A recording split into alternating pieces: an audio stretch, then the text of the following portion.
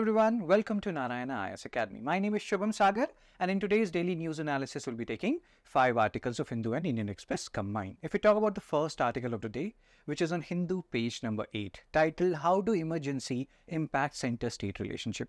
Why this whole thing we are talking about? Because of the Manipur issue, Manipur violence. So does Manipur require president rule or not under Article 356? So here we'll talk about Article 356, Article 355, SR Bommai rule and other important issues. We'll also talk about different types of emergency. If we talk about the second article of the day, which is based on EVM and which is on Indian Express page number 11. Here we'll talk about different skeptics talking about EVM. They're not very sure about EVM and all the skepticism has to go. VVPAT, how it will play a crucial role in ensuring transparency related to EVM. We'll talk about all these issues. If we talk about the third article of the day, which is on Hindu page number 8, why is Tamil Nadu education funding on hold? Here we'll talk about Tamil Nadu issue with the center when it comes to education related matters. What is Tamil Nadu issue with, let's say, NEP 2020, National Education Policy 2020, what is their issue with 3-language formula? All these discussion will happen in this particular article.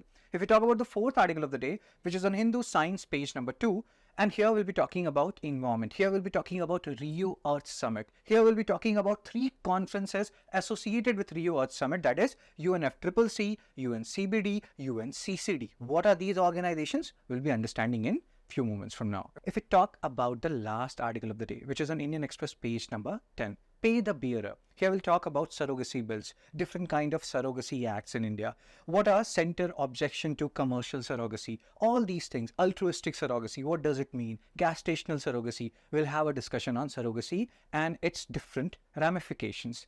Once we are done with these 5 articles, we'll solve 5 prelims practice question and 1 means practice question because as we have discussed earlier, practice makes a man as well as a woman perfect. So let's get started. If we talk about the first article of the day, how do emergency provisions impact center-state relations?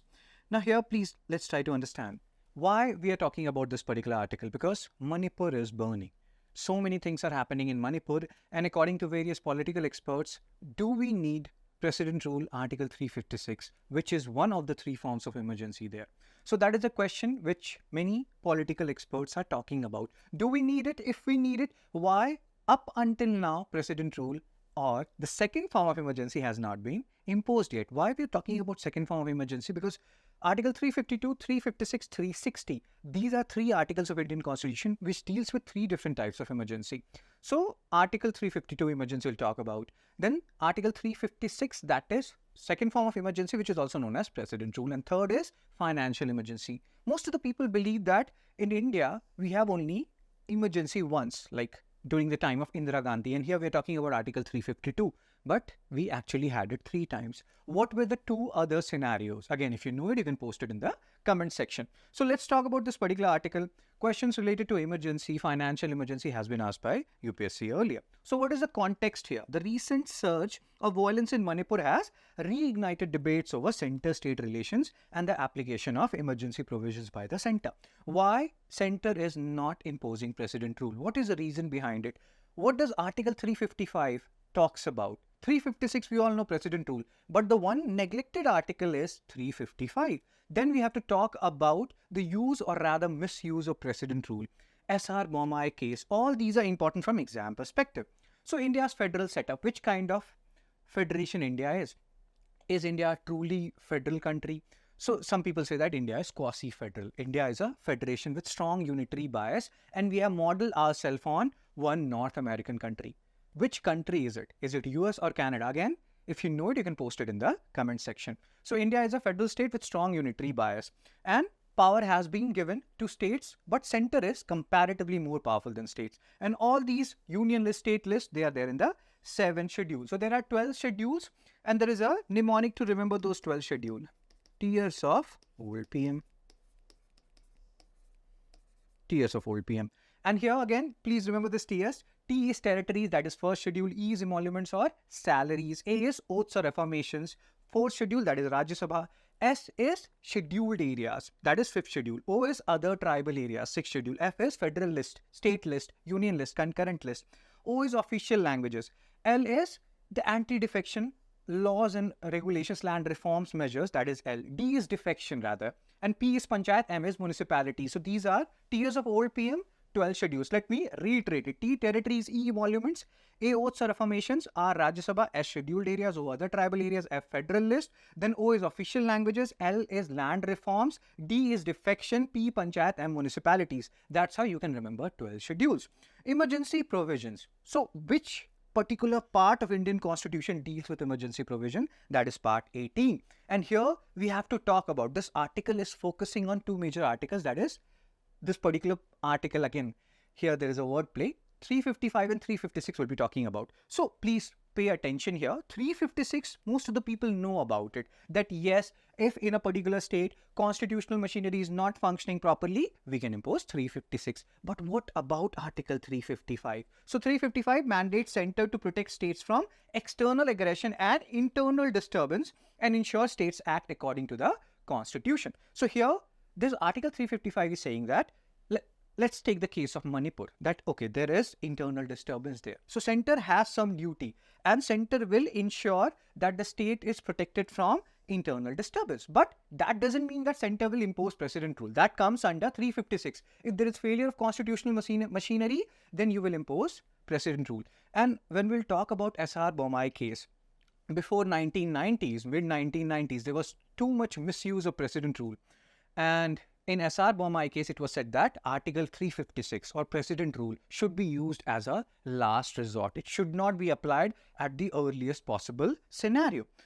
Dr. B.R. Ambedkar, who is the architect of Indian Constitution, he said, or according to him, 355 was designed to prevent the arbitrary use of 356 or precedent rule. And according to him, and what he used to think was that these provisions will not be used a lot. But he, in this way, this particular scenario rather, it was not totally correct.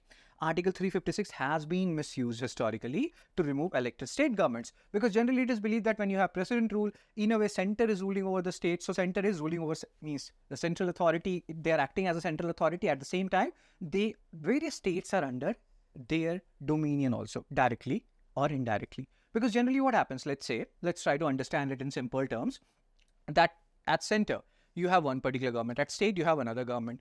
So there will be some amount of tussle. So sometimes this precedent rule was used as a disguise to remove the state, or if there is another political party which is ruling over the state, so that center is in a way calling the shots in different states as well.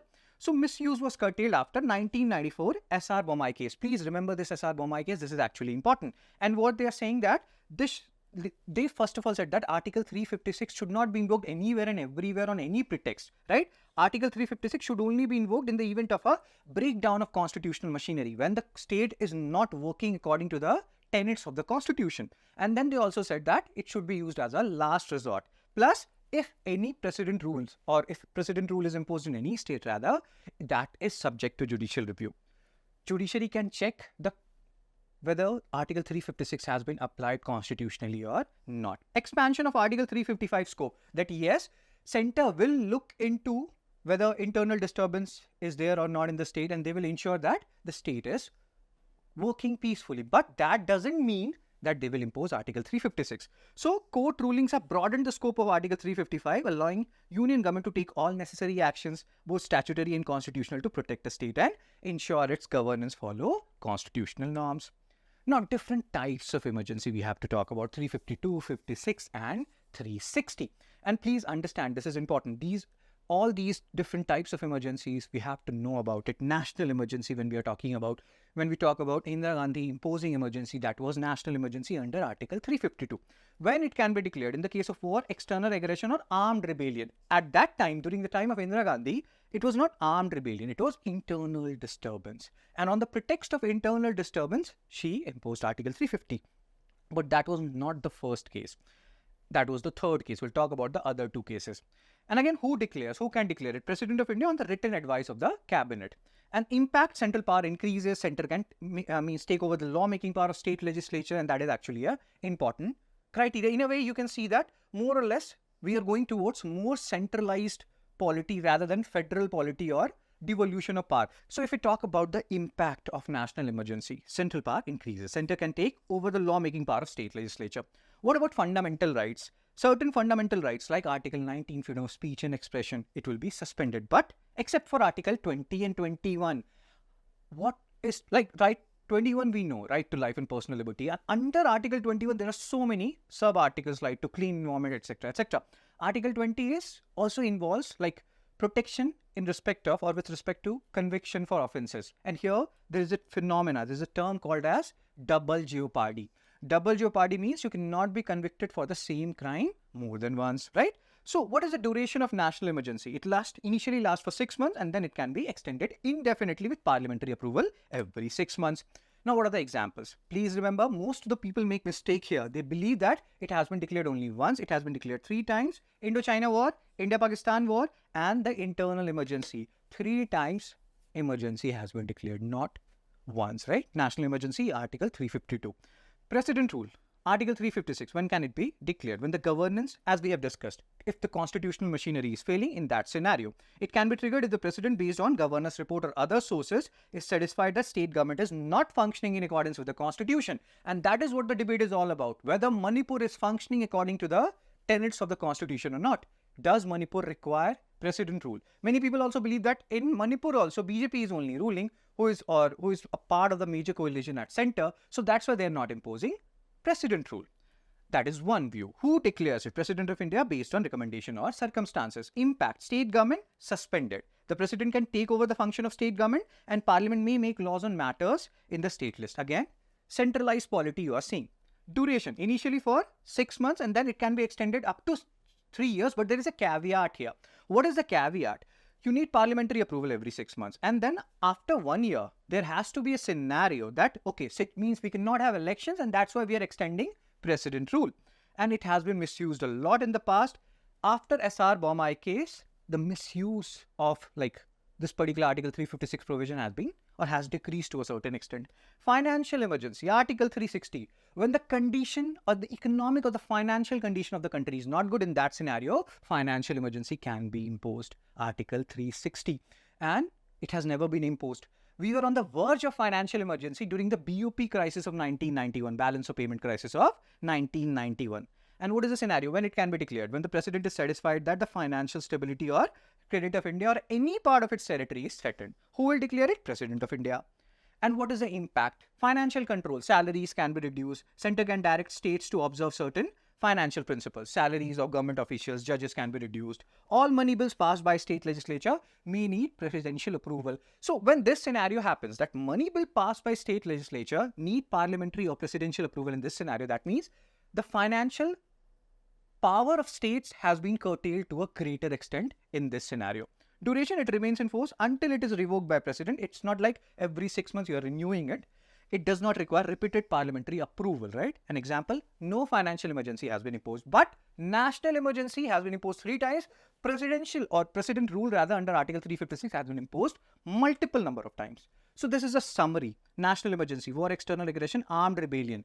And earlier it was internal disturbance. Again, a question for you. If you know it, you can post it in the comment section. Via which constitutional amendment this internal disturbance provision was changed to armed rebellion? And then what is the impact on state? We have talked about it. What articles are suspended? 6 months, extendable. Means indefinitely. Precedent rule, failure of constitutional machinery, misused a lot. No suspension of fundamental rights. 6 months, extendable up to 3 years. But after 1 year, there has to be certain conditions, certain proof that elections are not possible. Financial emergency. If we go back again, central government controls financial matters. Here, there is no impact on fundamental rights as such, and it can be extended indefinitely until it is revoked.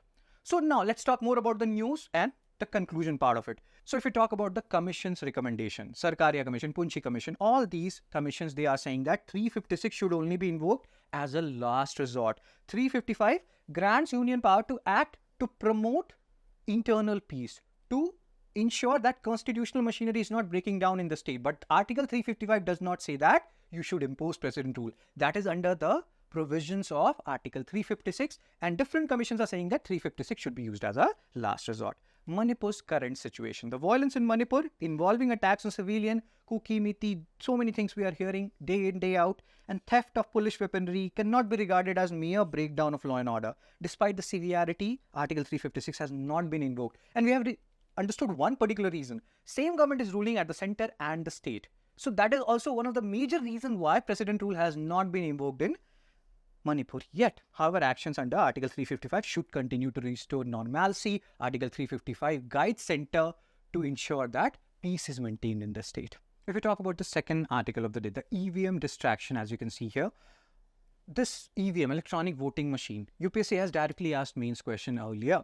And so many people have had rather or still are having apprehensions related to EVM, electronic voting machine, how far it is working properly, whether it can be tampered with or not, or is it foolproof or not.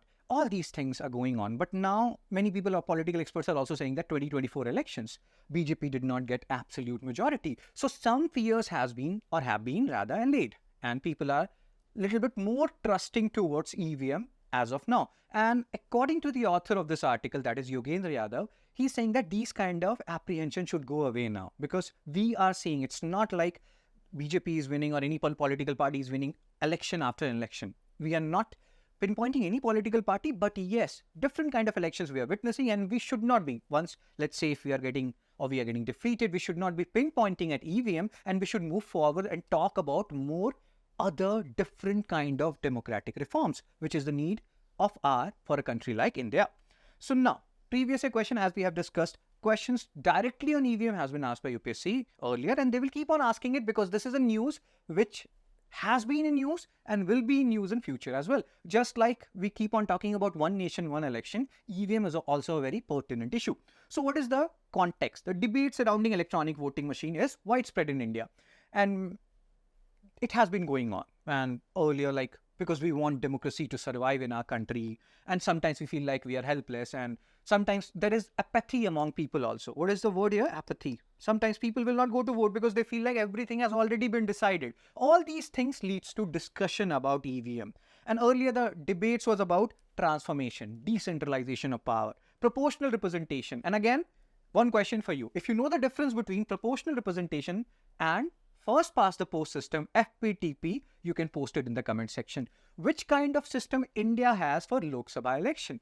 Do we have proportional representation for any kind of election in India? If you know it, you can post it in the comment section. So now, according to the author of the article, Yogendra Yadav, who is a very influential political activist, earlier part of AAP, he's saying that these debates need to die down now, and we have to focus on other areas, other arenas of democratic reforms.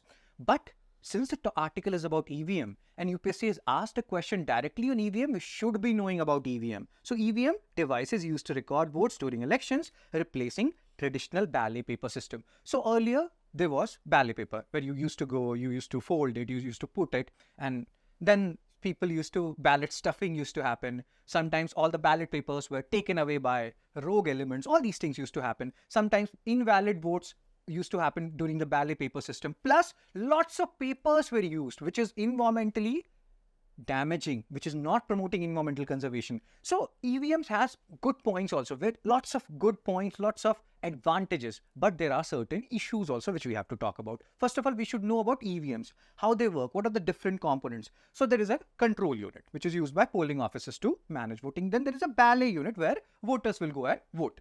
Tamper-proof design. See, understand this. And this debate has been going on for like last 6-7 years that EVM can be tempered.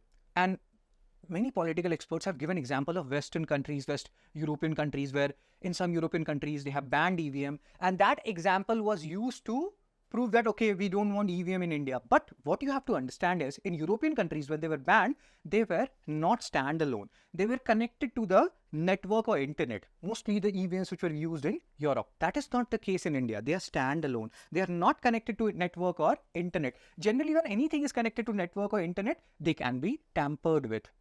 Means all these we have seen in movies, na? All these people, hackers, that is the term. So if we talk about the second point, tamper-proof design, please understand, many political experts have talked about that in Western European countries, EVM has been banned in some of these countries because they were tampered with. What makes our EVM different from their EVM is the fact that our EVMs are standalone. They are not connected to wireless or any network or internet, unlike many of these European countries, EVMs, so-called EVMs. So when any particular thing is connected to network or internet, they are more liable to be impacted by hackers.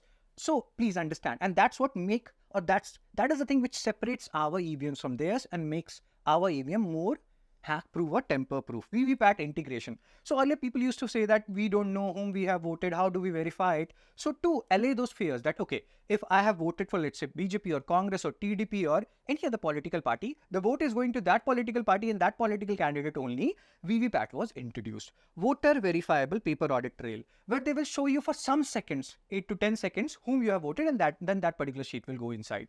So this has been used to allay fear that, okay, whosoever you have voted, that particular person has got the vote, right? And they print a paper slip. Now, there is again debate here. In current scenario, around 8 to 10% of VVPAT, and that number varies, is counted to allay fears among people. And many people feel that, no, it has to be increased. We cannot just count 10% of VVPAT. We have to count more VVPAT to ensure that there is no discrepancy. There is one more criticism of EVM that sometimes 100 people voted, but only 80 results are coming. Where are 20 votes going? All these are different kind of apprehensions which has been raised by political experts. First of all, let's talk about the advantages now. Speed. Counting votes using EVM is much faster than manual ballot or paper ballot counting. Reduced human error. EVMs minimize error in tallying, which were earlier common in manual vote counting. So because humans were involved, here machines are involved to a greater extent. So these human errors are being reduced to a greater extent. Environmental friendly, we have talked about. In like paper, when we are talking about physical ballot, you're using more and more papers, which is not the case with EVM. Prevention of invalid votes. So earlier literacy was an issue in our country some time back. Still, like, we have reached a very high level of literacy now, more than 70%. But people used to vote, like sometimes it used to happen that people voted in, like, invalid votes happen or something else happened. But now that case has means reduced, because you can see the party symbol, all these things you can see in big bold letters. So prevention of invalid votes are also happening because of EVM.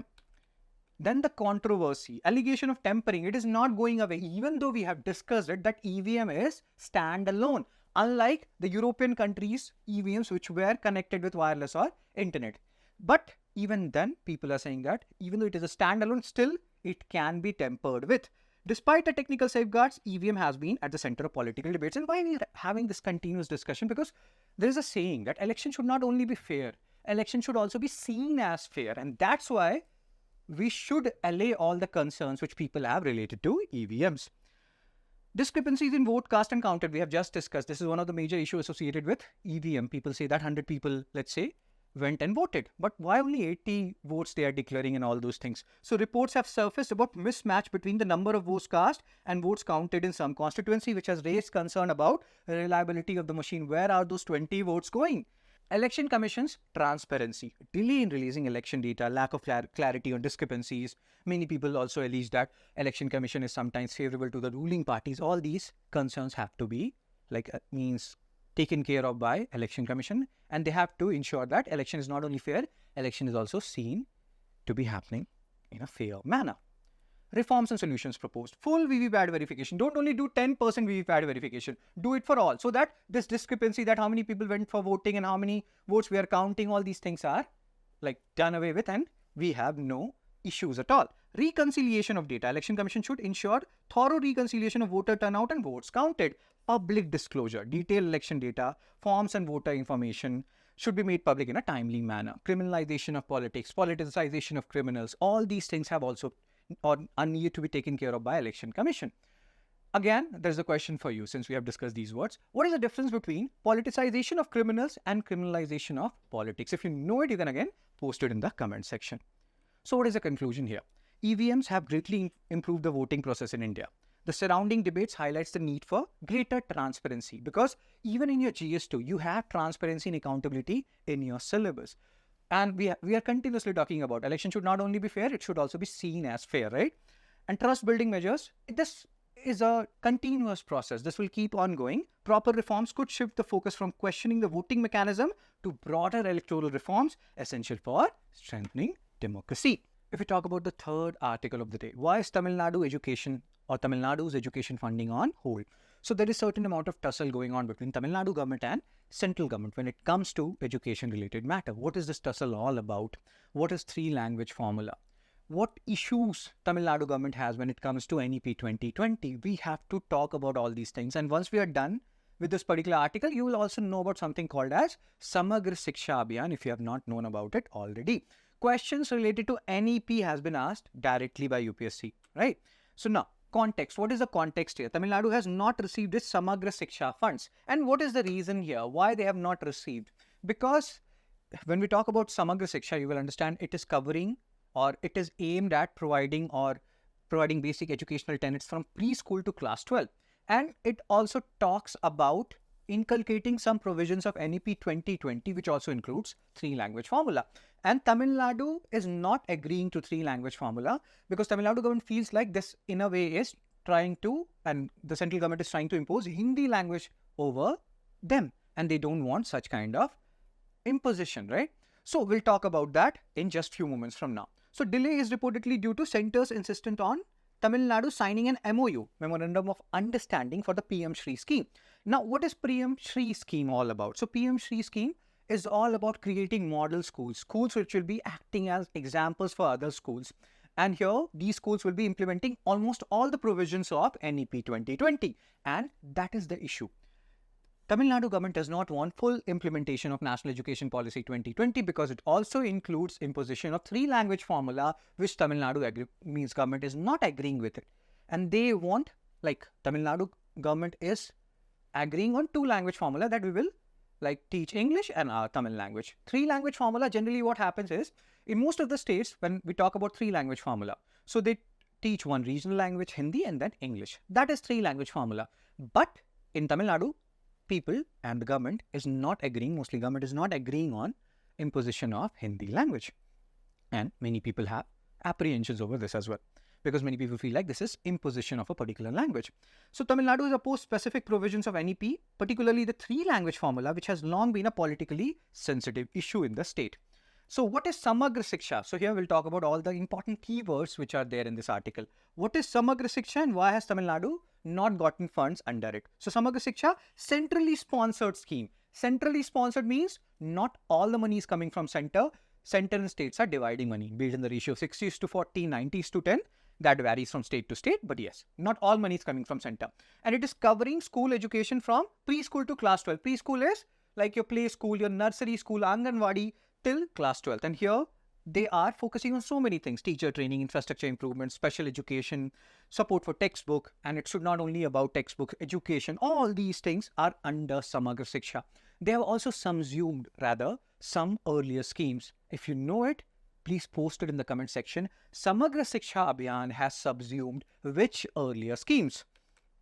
Now, so scheme operates on a funding model. We have just discussed that this is a centrally sponsored scheme, not central sector scheme. 60:40 ratio is there. Samagra Shiksha in some of the states like northeastern state, there will be 90:10. Plays a critical role in ensuring quality education across different levels, supports disadvantaged groups. All these things are like digital education, sabka saath, sabka vikas, like means progress for all. All these things are taken care of by Samagra Shiksha. Preschool to class 12, subsuming many different schemes. You have to name those schemes rather in the comment section. So now, reason for delayed funding. Tamil Nadu has not received its allocated fund because the center has linked the dispersal of Samagra Shiksha fund to Tamil Nadu signing an MOU for the PM Shri scheme. PM Shri scheme is a scheme aiming to establish model schools which will be acting as examples for other schools and which is means implementing almost all the provisions of NEP 2020. And Tamil Nadu government does not want to implement all provisions of NEP 2020, especially the 3-language formula. So this scheme designed to promote the implementation of NEP 2020 requires state to fully commit to NEP provisions, National Education Policy provisions. Tamil Nadu signed a modified MOU but exclude clauses on NEP implementation which led to a deadlock. So what is NEP 2020? National Education Policy 2020, which focuses on vocational education, which focuses on literacy, numeracy, because according to NGO Pratham, Annual Status of Education report, they publish ASER report, and they said that many students in class 5, they were not able to solve maths of class 2. So to address all these issues, vocational education, learning while you're earning, all these things have been promoted by NEP 2020. Even like there was a case earlier, Sushant Singh Rajput. He was from Delhi College of Engineering, DTU, which later became, and he was a dropout. So he did not complete his degree. He did not get any certificates associated with the degree. Now you have a provision. Let's say you dropped out in second year.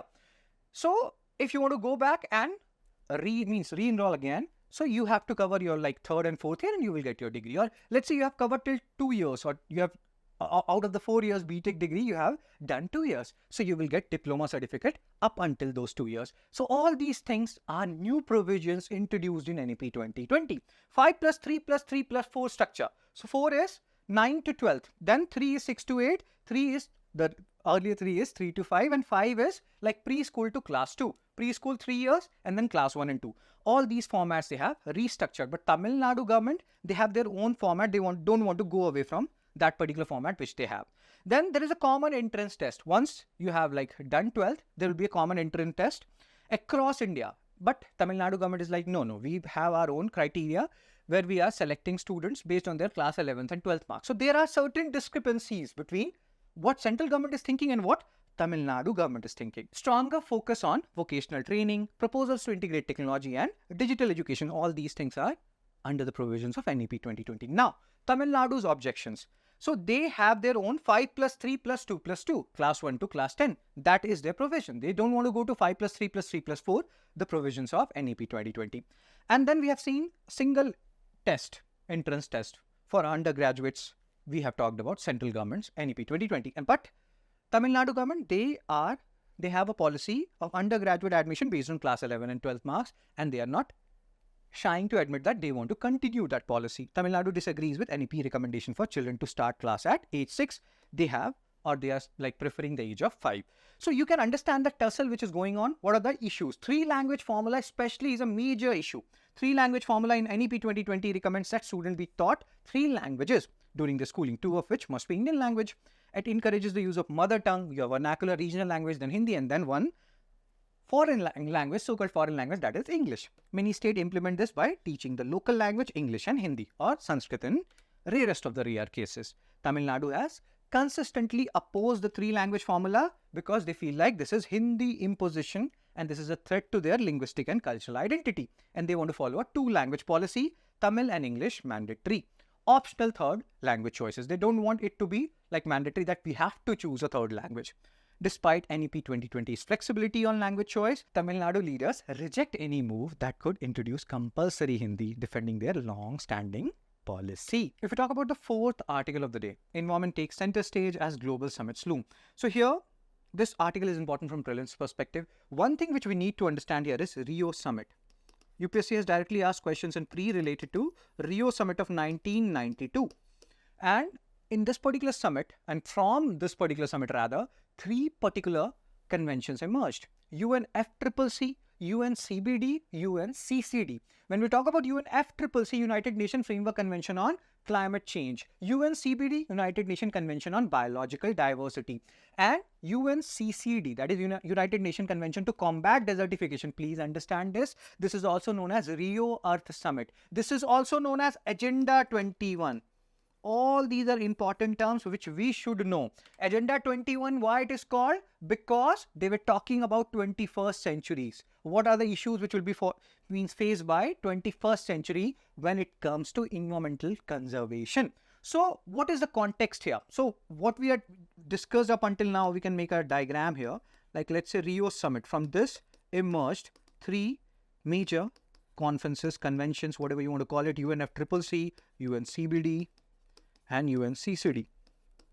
So both means all 3 of them, they have their COP, Conference of Parties. So currently this year you will witness COP 29 of UNFCCC.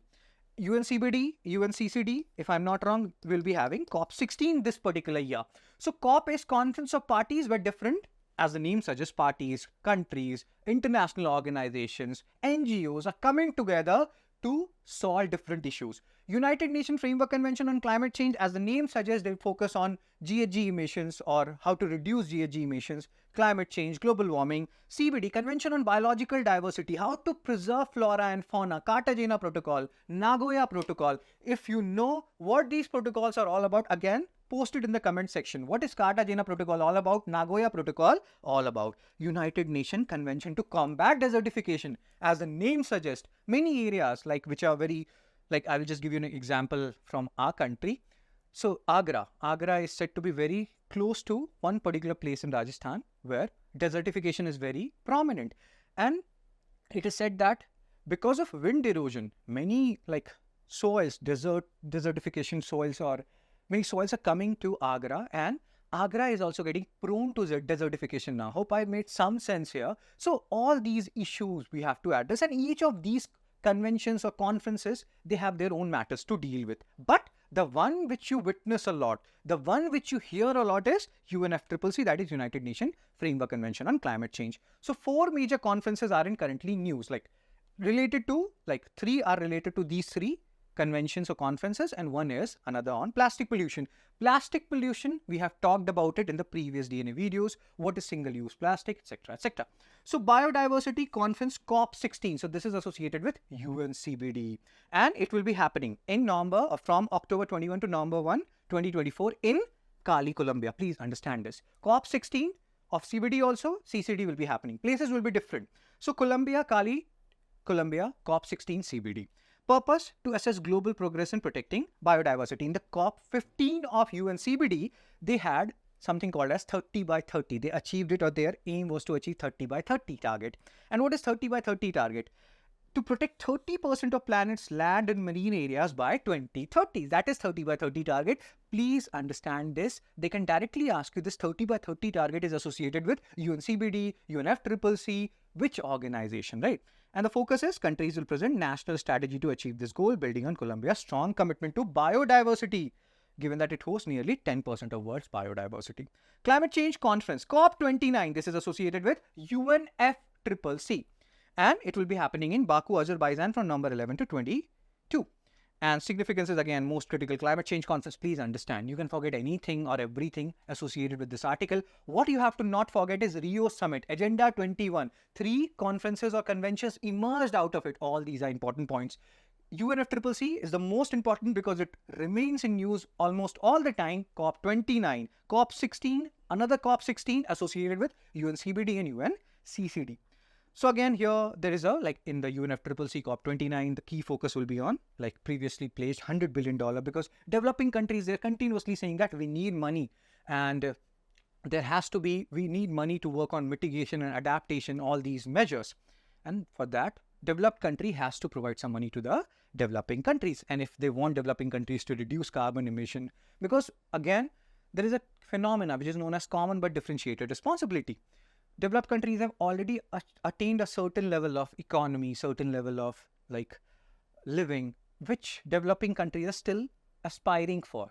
And for that, we need to do, like carbon emissions, major footprint has been done by developed countries earlier.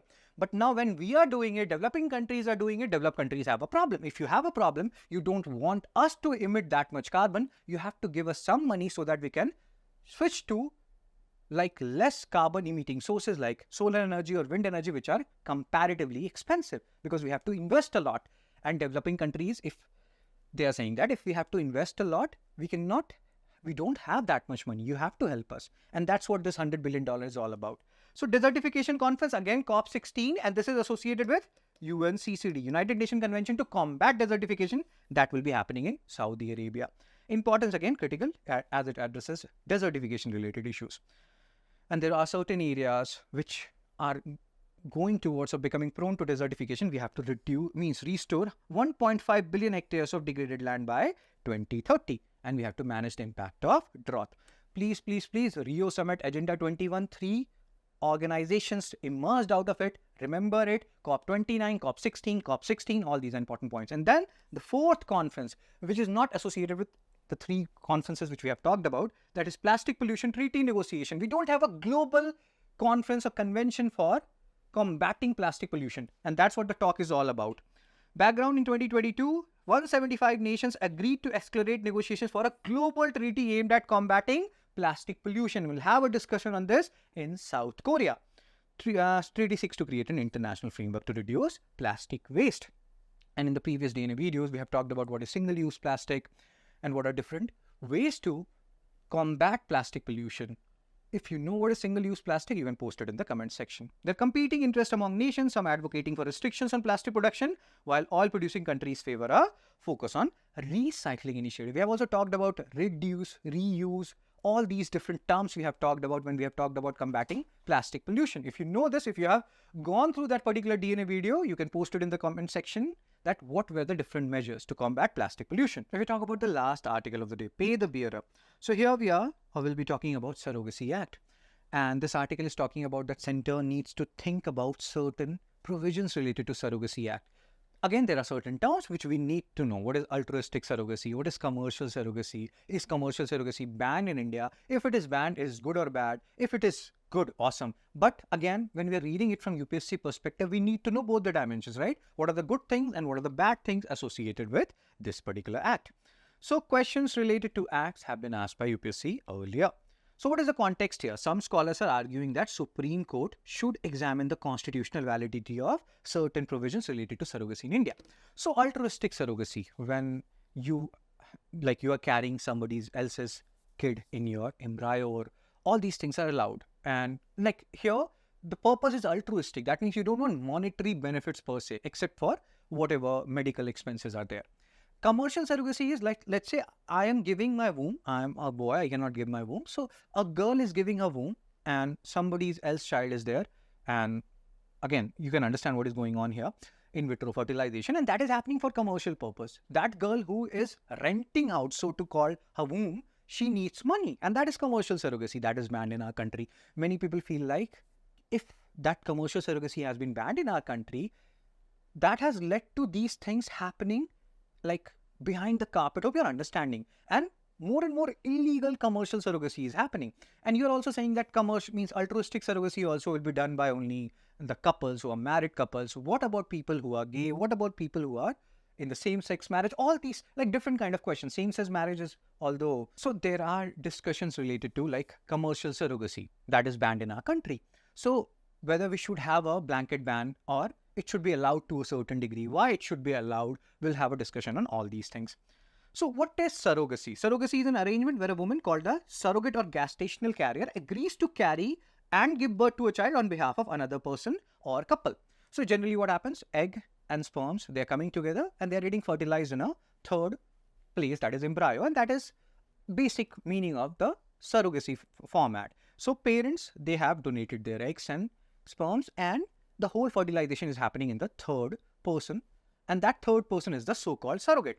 So generally sometimes emotional bond also develops, and we have discussed in the previous DNA videos related to that emotional bond which developed between the surrogate and the so-called child. And the whole case, what happened, that there was a person, his wife, and then his wife's sister, she became the surrogate, and later on the husband left the wife and went with the sister. So all that particular case we have discussed earlier, and there also we have talked about all the different dimensions related to surrogacy. So two primary types of surrogacy: altruistic surrogacy, no financial compensation beyond medical expenses. Please understand, it's not like 0 rupee. Some medical expenses will be there, some insurance coverage will be there, but money is not the primary motive here. The surrogate is expected to provide the service purely out of goodwill. That is what is altruism. Maximum, like altruism means maximum benefit for maximum people, that is utilitarianism. Altruism means when you are like doing something out of pure goodwill, often for a close relative or friend. Commercial surrogacy is, in this arrangement, the surrogate is compensated for a service beyond medical cost. So money is a major attribute here in commercial surrogacy. Payments can be monetary or in kind, acknowledging her labor during pregnancy. Key provision of Surrogacy Regulation Act 2021. Only legally married Indian couples can opt for surrogacy. What about people who are in a live-in relationship? All these different kind of questions may pop up in your mind. And that's why we are having this discussion. With specific age limit is also there. 26 to 55 for men, 25 to 50 for women. Surrogacy is allowed only for medical reasons. If you cannot produce naturally, then only you can go for surrogacy. Surrogates must be close relatives. Hope you can see how many barriers, how many conditions are there. Between the ages of 25 to 35 and can only act as surrogate once in their lifetime. So a wife's sister can become a surrogate only once, not more than that. Ban on commercial surrogacy. Commercial surrogacy is prohibited, with violators facing up to 10 years in prison and fines up to 10 lakh. This is not about like 6 months in prison and fine of 10,000 or 5,000. The provisions are very stringent, and only altruistic surrogacy is permitted with no payments beyond medical expenses. Seeing the provisions, seeing the conditions, the constraints, you can understand why so many things are happening behind or under the carpet, and so many different kind of surrogacies are happening in India, which are not legal. Exclusion of certain groups: unmarried women, single men, same-sex couples, and live-in partners are excluded from availing surrogacy services. So too much restrictions, too many constraints are there, and that is why scholars, experts are saying that we need to have a relook at this particular surrogacy act. Key challenges: exploitation versus autonomy. A woman wombs is her property. What she will do with it is her prerogative. Who are we to decide whether she should go for altruistic surrogacy or commercial surrogacy? And why are we saying that she has to pay 10 lakh fine or 10 years in jail? Again, autonomy is getting compromised here when you are banning commercial surrogacy, according to some experts. The ban on compensation restricts women reproductive autonomy, limiting their ability to make personal choices about their bodies. Emotional complications: even when altruistic surrogacy is involved, surrogate can get emotionally involved with the baby who was with her for 9 months. Hope you understand what I'm saying here. Altruistic surrogacy can create emotional strain between the surrogate and intended parents, complicating relationship. We had a discussion earlier related to this, and we discussed husband-wife and wife-sister. Limited surrogates: the strict eligibility criteria for surrogates, and they can be surrogate only once, make it difficult to find willing participant. And close relatives can be the surrogates in all these scenarios. And then when you don't get surrogates, you go the extra mile and you try to find surrogates even by commercial means, which is banned, driving surrogacy into unregulated illegal markets. So exclusion: the law excludes unmarried women, single men, same-sex couples. Single men, Karan Johar, he had child via surrogacy, but that happened before this act was passed. So in current scenario, he would not have had child via surrogacy. So hope you can understand how much exclusion is happening via this act. Discriminating against non-traditional families. So we have done 5 articles. Now it's time for solving 5 prelims practice question and 1 means practice question, because as we have discussed earlier, practice makes a man as well as a woman perfect.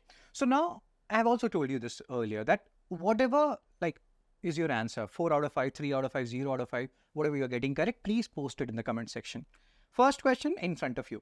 Consider the following statement regarding surrogacy and surrogacy regulation Act 2021. And you can pause me here. Just read all these statements and think about which particular statement is wrong. See the third statement. A woman can act as a surrogate more than once. We have stressed on this fact that there are too many constraints in the current Surrogacy Act. Women cannot act as surrogate more than once. So third is wrong. Just eliminate third. You're left with A, 1 and 2 only. Second question, 3-language formula as per NEP 2020. This question, if you are getting it wrong, don't worry about it, but still try to extract something out of it. This is a trick question. As per NEP 2020, requires students to learn what? 3-language formula. 2 Indian languages, 1 foreign language. 3 Indian languages including English. Mother tongue, English and 1. So you can eliminate B. English is not Indian language per se, although many people will feel like it is an Indian language. Hindi, English and the mother tongue. So generally what people will feel, or what most people will take here is D, but D is not the answer. Go back to what we have read when we were reading about this whole issue, Tamil Nadu versus central government. So we have heard one or read one thing, one particular clause, that there is some flexibility provided in NEP 2020 regarding 3-language formula. Still Tamil Nadu government is apprehensive that no, the third language which NEP is talking about is Hindi. But according to NEP 2020, you can have mother tongue, you can have English and 1 additional language. And Tamil Nadu government feels like this additional language, Hindi, will be thrusted, or via this additional language, Hindi will be thrusted upon them. So that is what is their concern. So again, this is a trick question. Even if you're getting ticking D, don't worry about it. But the answer here is mother tongue, English and 1 additional language. That is what NEP, National Education Policy 2020 is talking about. They are not talking about Hindi explicitly as the third language. And that is the flexibility which has been provided by NEP 2020. Question number 3 related to Samagra Shiksha. So here, read it. And you can easily eliminate it. Uniform 60-40 funding. We have discussed this. That 60-40 funding is not for all states. Northeastern states, 90-10 and all these things are there. So second is wrong. Just eliminate second. Only 2. Both 1 and 2. First statement is correct. Centrally sponsored scheme. Answer is A, only 1. Fourth question. Consider the following, or which of the following statements about EVM are correct. Pause me. Read all these statements. and see. EVMs are connected to the internet. Here we are talking about EVMs in India, and we have discussed this multiple times when we're reading that particular article, or means talking about that particular article, that they are standalone. They are not connected to internet in India. So eliminate one, you will get the answer, that is B, 2 and 3. Question number 5, 30 by 30 target. We have talked about this. What is 30 by 30 target? Associated with, pause me, the answer is UNCBD, Convention on Biological Diversity. UNCBD emerged out of which summit? When did it happen?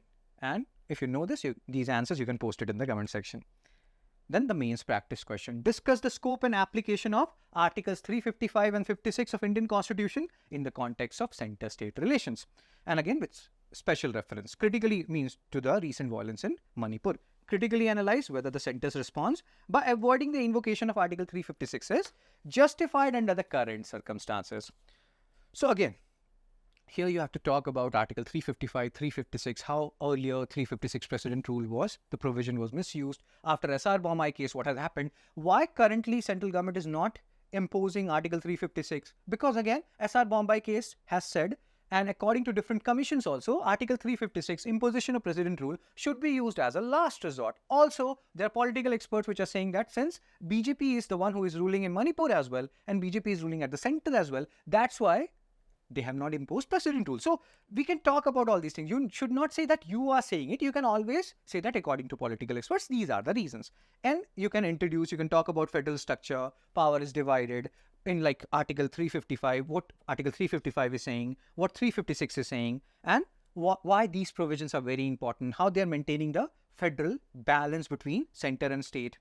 And then in the body, you can talk about constitutional framework, 355, 356, SR Bombay case, what has happened, how it has prevented the misuse of Article 356, judicial interpretation and misuse. Here you can talk about all the misuse and how that misuse has reduced to a certain extent after SR Bombay judgment. Manipur violence, how center is focusing more on Article 355 to ensure internal disturbance is reduced to a great extent. That's what center is focusing on. That's what center is coordinate, and they are continuously in coordination with the state government.